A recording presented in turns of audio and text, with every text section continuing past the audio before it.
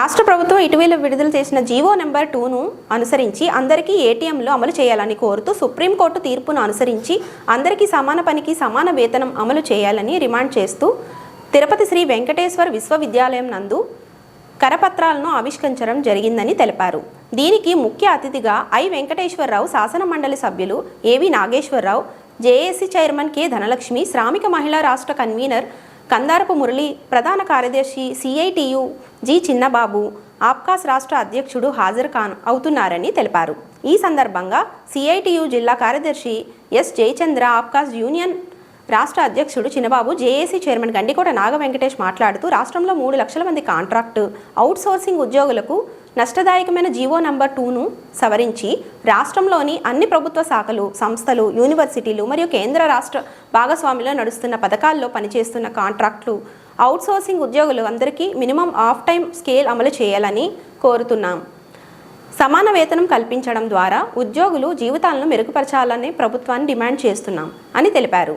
ఈ కార్యక్రమంలో శ్రీ వెంకటేశ్వర విశ్వవిద్యాలయం వర్క్ కాంట్రాక్ట్ ఉద్యోగుల సంఘం అధ్యక్షుడు సి రాజేంద్ర, కార్యదర్శి ఎం మరగయ్య, కోశాధికారి సి గణేష్, మహిళా ఉద్యోగులు టి కళావతి, కె సెల్వి, వి సుజాత, వికే ధోరణి, టి సుమతి, టి పరిమళ, ఎం మీనా తదితరులు పాల్గొన్నారు.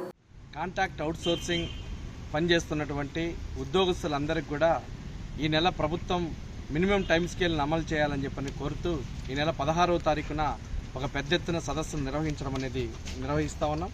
ఈ సదస్సుకు ముఖ్య అతిథిగా ఎమ్మెల్సీ ఐవి వెంకటేశ్వరరావు గారు, అదేవిధంగా కాంట్రాక్ట్ జేఏసీ చైర్మన్ ఏవి నాగేశ్వరరావు గారు, ధనలక్ష్మి శ్రామిక మహిళా కన్వీనర్ ధనలక్ష్మి గారు, అదేవిధంగా కందారపు మురళి గారు, వీళ్ళందరూ కూడా రావడం అనేది జరుగుతూ ఉంది.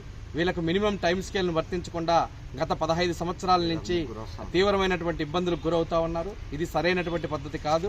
ఈరోజు కాంట్రాక్ట్ అవుట్సోర్సింగ్ ఉద్యోగులు అనేక కష్టాలుగా ఈరోజు ఇబ్బందులకు గురవుతూ ఉన్నారు. వీళ్ళందరికీ కూడా మామూలుగానే అందరికీ సుప్రీంకోర్టు ఇచ్చినటువంటి తీర్పు సమాన పనికి సమాన వేతనం అమలు చేయాలని చెప్పని 1977లో ఒక తీర్పు ఇస్తే ఆ తీర్పుని ఇప్పటి వరకు కూడా అమలు చేసినటువంటి పాపాన పోలేదు. అదేవిధంగా గత 15 సంవత్సరాల నుంచి జీతం పెరిగినటువంటి దాఖలాలు కనిపించట్లేదు. వీళ్ళందరికీ మొన్న ఆర్థిక శాఖ అనుమతితో ఉన్నటువంటి కాంట్రాక్ట్ ఉద్యోగులకు మాత్రమే జీతం పెంచుతూ మినిమం టైం స్కేల్ వర్తింపజేయాలని చెప్పి జీవో 2ను విడుదల చేయడం అనేది జరిగింది. చాలా దుర్మార్గమైనటువంటి విషయం. దాదాపు 3.5 లక్షల మంది పైచిలకు ఉన్నటువంటి ఉద్యోగస్తులకు ఇది అమలు జరుగుతున్నటువంటి పరిస్థితి లేదు. కాబట్టి తక్షణమే జీవో నెంబర్ 2ను సవరించి వీళ్ళందరికీ కూడా మినిమం టైం స్కేల్ను వర్తింపజేసే విధంగా ఈరోజు అమలు చేయాల్సినటువంటి బాధ్యత రాష్ట్ర ప్రభుత్వం పైన ఉంది. ఇది గనక అమలు చేయకపోతే రేపు రాబోయే కాలంలో రాష్ట్ర వ్యాప్తంగా ఉద్యోగ, ఉపాధ్యాయ, కార్మిక సంఘాలను అందరినీ కూడా కలుపుకొని ఒక పెద్ద ఎత్తున విజయవాడను నిర్వహించడానికి కూడా మేము సిద్ధపడతా ఉన్నాం. ఇప్పటికైనా రాష్ట్ర ప్రభుత్వం దిగి రావాల్సినటువంటి అవసరం ఉంది. ఈరోజు చాలా తీవ్రమైనటువంటి ఇబ్బందులకు గురవుతూ ఉన్నారు. ఆ ఇబ్బందులకు గురవుతున్నటువంటి కార్మిక వర్గం మొత్తం కూడా చైతన్యవంతులమై మినిమం టైం స్కేల్ సాధించుకోవడం కోసం ఒక పెద్ద పోరాటానికి నాంది పలకాలని చెప్పని సిఐటిగా విజ్ఞప్తి చేస్తా ఉన్నాం.